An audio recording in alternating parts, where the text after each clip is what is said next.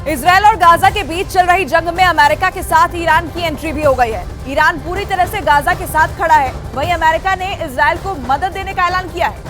Israel के ऊपर हमले के लिए हमास को ईरान का सपोर्ट मिल रहा है। हमास के प्रवक्ता गाजी अहमद ने खुद इसकी जानकारी दी है। ईरान से जो तस्वीरें सामने आ रही हैं और उसके विदेश मंत्रालय की तरफ से जो बयान जारी किया गया है, वो भी इस बात की पुष्टि करते हैं कि कहीं ना कहीं हमास को ईरान की मदद मिल रही है। ईरान और इजरायल की दुश्मनी काफी पुरानी है, जिस वजह से हमास को सपोर्ट करने की बात पर यकीन भी किया जा सकता है।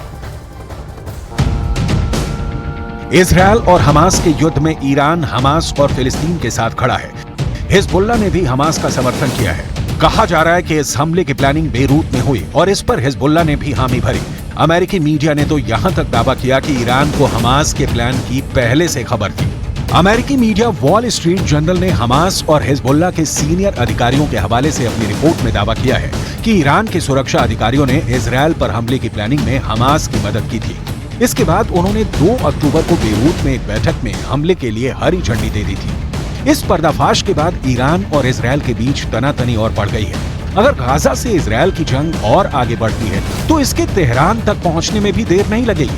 ऐसे में अगर इजरायल और ईरान के बीच युद्ध शुरू हो गया तो वो गाजा की जंग से भी भयंकर साबित होगा। वजह है दोनों देशों के पास हथियारों से भरा गोदाम, एक से बढ़कर एक खतरनाक मिसाइलें। अगर ईरान और इजरायल में हम तुलना करते हैं तो ग्लोबल फायर पावर के मुताबिक ईरान के पास इस वक्त सक्रिय सैनिक हैं 5,75,000। वहीं इजरायल के पास इस वक्त 1,73,000 सक्रिय ससैनिक हैं। रिजर्व सेना की बात करें तो ईरान के पास इस वक्त है 3.5 लाख रिजर्व फोर्स और इजरायल के पास यह आंकड़ा है 4,65,000। आगे ईरान के पास जो पैरामिलिट्री फोर्स हैं वो है 90,000। यह आंकड़ा आपके सामने है और इजरायल के पास 8,000 पैरामिलिट्री फोर्सेस हैं। लड़ाकू विमान इजरायल के पास है 241, तो ईरान भी बहुत पीछे तो नहीं है, 196 उसके पास में लड़ाकू विमान है। इजरायल वर्सेस ईरान आप देख रहे हैं अगर युद्ध दोनों के बीच होता है तो अटैक हेलीकॉप्टर की अगर हम बात करते हैं तो 48 है इजरायल के पास और ईरान के पास में यह संख्या है 12।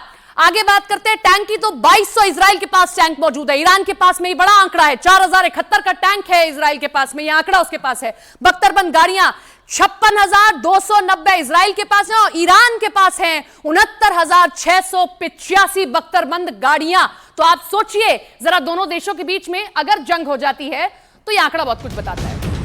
Video number 1, video number 2, video number 3। ये 3 वीडियो तो बस स्पान की है। ईरान इजरायल में खौफ भरने के लिए ऐसे कई वीडियो रिलीज कर चुका है। ये वीडियो इजरायल के लिए किसी चेतावनी से कम नहीं है। ईरान ने इजरायल को खुली धमकी दे रखी है कि अगर उसने ईरान के सैन्य या फिर परमाणु ठिकाने की तरफ देखा तो उसके शहर तेल अवीव को तबाह कर दिया जाएगा। गाजा में चल रही जंग के बीच ईरान की मीडिया की तरफ से जारी किया गया ये वीडियो एक बार फिर ट्रेंड कर रहा है। वीडियो में दिखाया गया है कि कैसे ईरान की मिसाइलों ने मोर्चा संभाल रखा है। ईरान के मीडिया के मुताबिक इन मिसाइलों के निशाने पर इजरायल का तेल अवीव शहर था। कहा गया कि अगर ईरान के परमाणु ठिकाने पर हमला हुआ तो इजरायल का शहर तेल अवीव मलबे में बदल जाएगा। इजरायल को धमकी दी गई कि उसके हमला करने वाले विमानों को उतारने के लिए जमीन तक नहीं बचेगी। यानी अगर वो हमला करने के बाद बचकर लौट भी गए तो इजरायल में लैंड नहीं कर पाएंगे। हाल ही में ईरान ने खास परेड कर दुश्मनों को अपनी ताकत दिखाई। ईरान ने हाल ही में अपनी एक नई मिसाइल खुर्रमशहर 4 को टेस्ट करके बता दिया कि वो इजरायल को मिट्टी में मिला सकता है। खुर्रमशहर 4 मिसाइल की रेंज 2000 किलोमीटर है और ये 1500 किलो तक का वॉरहेड ले जा सकती है। खुर्रमशहर 4 इतनी सटीक है कि ये मिसाइल अपने टारगेट के 30 मीटर के दायरे में गिरती है।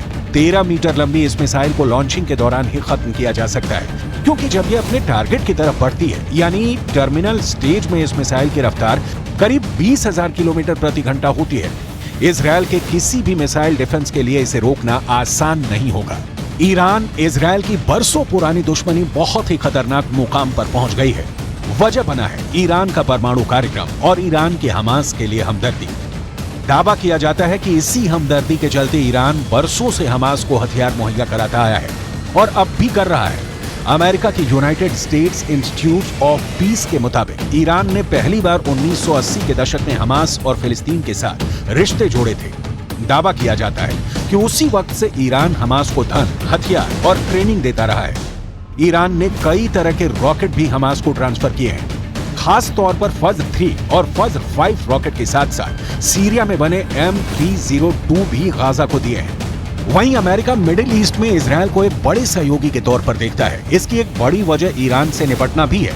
अमेरिका की फॉरेन असिस्टेंस एजेंसी के मुताबिक अमेरिकी मदद से इजरायल उस इलाके में आसपास के खतरों से निपटने के लिए सैन्य बढ़त बनाए रखने में कामयाब रहता है। यही वजह है कि इस बार भी गाजा के साथ इजरायल की जंग में अमेरिका खुलकर उतर गया है। और अगर जंग आगे बढ़ी तो गाजा और इजरायल को लेकर ईरान और अमेरिका के बीच भी भिड़ंत हो सकती है।